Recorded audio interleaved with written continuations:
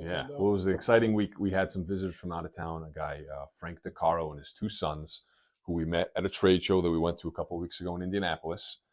Fantastic guys, and they're just starting to get into the lining business.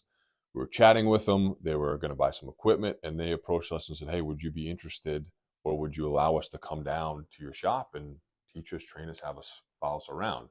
And this is something we had done in the past with a gentleman in Florida, and we love interacting with other contractors like this. So we said 100% on board. We coordinated it.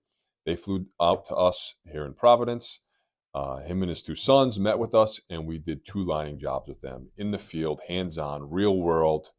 Nothing staged, nothing fake, and it was a phenomenal. It was honestly a better learning opportunity for us than it was for them.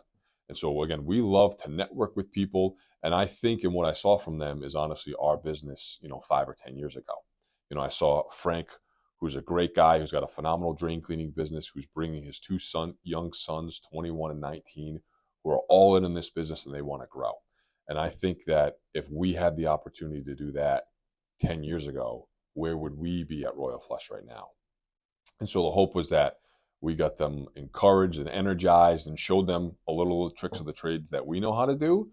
But I have nothing but confidence that 1 year, 5 years from now, those guys are going to be absolutely killing it in lining. It's going to transform their business, what they do, and more importantly for those young kids, they're going to take it over and they're going to skyrocket this business to the future. So I saw a lot of us at Royal Flush and what they do and where they are now. And it was exciting. Plus, they're really good guys. The younger kids are nice. Like, it's really good just to network and build kind of this team atmosphere with this young company. So we have kind of we're starting to spread our tentacles over the country. We trained and have a great relationship with a young guy in Florida who just started.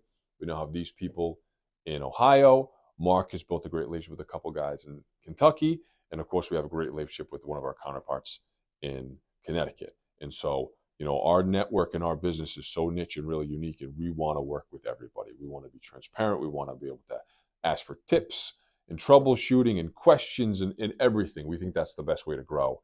And these guys are going to be fantastic, and I know they're going to be part of our network for a long time to come.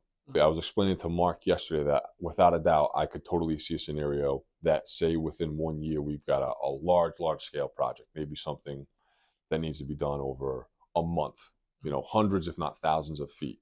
They're the type of guy that I feel that in a year we could call them, who have now trained and fully confident in their skill of lining. They can say, listen, Frank, why don't you and your sons come out for a week?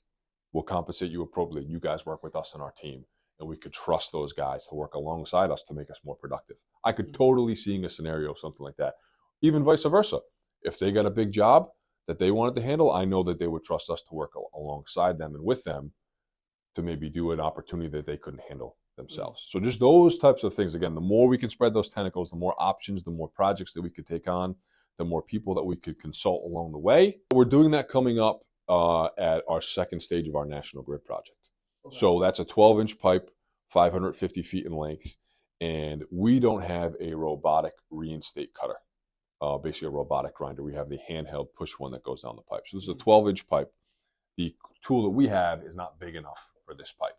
However, Savvy & Sons, who's the guys that we love in Connecticut, they have this tool. So we talked with them and negotiated a fee for them to come out and work alongside us on the project, mainly using that robotic tool to cut out a couple of issues in the pipe.